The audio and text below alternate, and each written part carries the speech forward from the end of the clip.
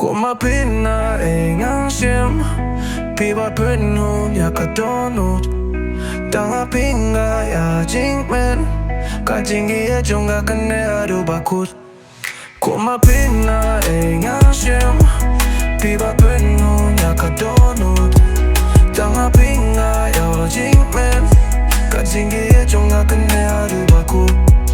Naisisya Watlang ngam ng banpini jing jing purkat la syong mapi Gam kwa syuban pai syaway Baya pi nga naitas lapirte Dun bungot kibawan pintut Hinbay kim labale Filong jong haduh bakut Batang yapi marway Kumapit na ngan shem Pynhun Pt.2 Tang jing kmen jingieid jong haduh bakut.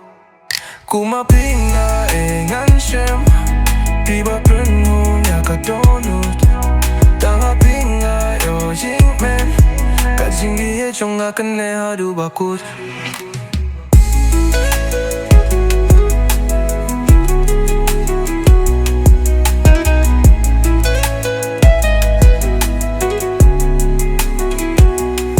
Ngan yakun yaki jing pang namar chong pi ngan pai sya kamun kadang ngan itya pi kat badangim fi ba Pynhun ya kmen sim jing kang ngan kang kedap mam kwa bang kek ngan it klempet haduh bakut dingin yasno tang bati singan gayom.